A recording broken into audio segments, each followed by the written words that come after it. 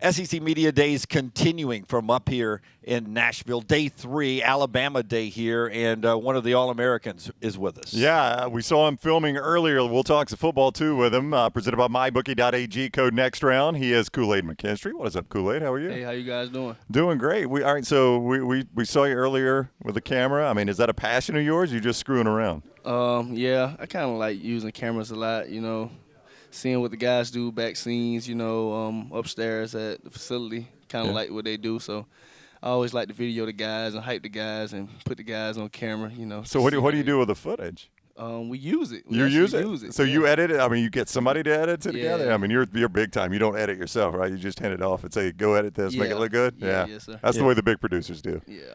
Hey, when you get older like me, looking back at pictures or video in this situation, it's always great. 30 years from now, what do you think old Kool-Aid will say about this version of Kool-Aid that's going into this season? How do you think it plays out?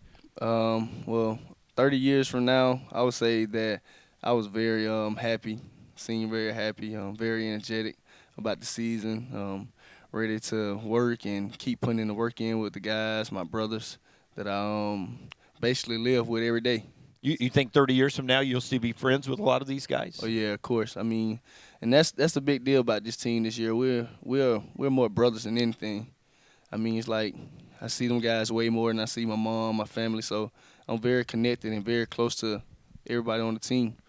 I'll ask you what I asked Dallas. So you've changed defensive coordinators from Pete Golding to Kevin Still. From what you can gather, and I know it's just been a spring and some offseason and things like that, what are the differences in the defense that you have noticed between the two coaches? I feel like as a team we're playing very physical, flying around fast, getting 11 hats to the ball, no matter where the ball's at. Everyone's trying to get there because you never know what might happen. You never know who can make the play. Yeah. Which is more true? You haven't watched one piece of the Tennessee game again since that game last year, or you've seen bits and pieces of it 100 times since then? Which is more true? Closer to 0 or closer to 100? Probably seen bits and pieces just like everywhere. Yeah, everywhere. Does that still burn you a little bit, that one game, the way they pass the ball so much? Well, all we can do is really learn from it. I mean, it's gone, so all we can do is learn from it, go back and watch it, learn from our mistakes and help us become better as a team, as a defense.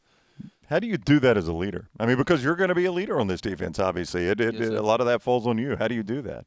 Like I said, I've been around the program long enough, been around Coach long enough to know, like, what he want, how he want things done, what's the flaws that we need to work on. And after I feel like I know what he seen wrong or how he feel, I feel like I can go back to the players and give it to them in another way that maybe they can understand better, or put it in a way where it connect more to us, where I can say this, that, this what Coach really means by this, so they really understand what it is, so we don't have the problem again.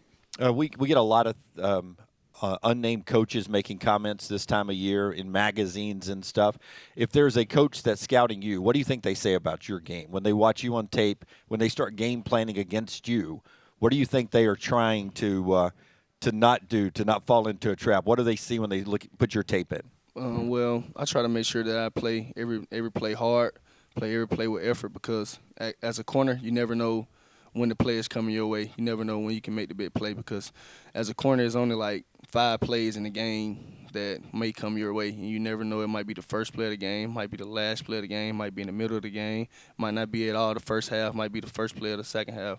And I learned that from Coach Saban. He's the first guy to really bring that to my attention, to know that you can never get lazy, never lack as a corner, because you never know when that time is coming. You never know when the team is going to throw you the ball. All right, so the true story behind your nickname is your grandmother gave it to you because of your smile, right? Yes. And you've been Kool-Aid the rest of your life. Yes, More yes. people call you Kool-Aid than your actual name. Yes, sure. When you get in trouble, does the actual name come back out, or are you still Kool-Aid? I'm G. You're G. So you know if you hear G, all right, but with Nick Saban, with Coach Saban, or with Kevin Still, if you screw up on the field, are you still Kool-Aid? Do you ever get G with them?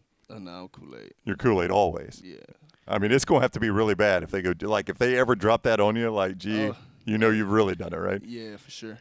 So you don't want to hear that. No, I don't want to hear that. I mean, like if Nick Saban throws the straw hat and yells out "G," you're like, "Oh my God, I gotta bury." There's something wrong. There's something bad. Because you've seen him throw the hat, right? Yeah, for sure.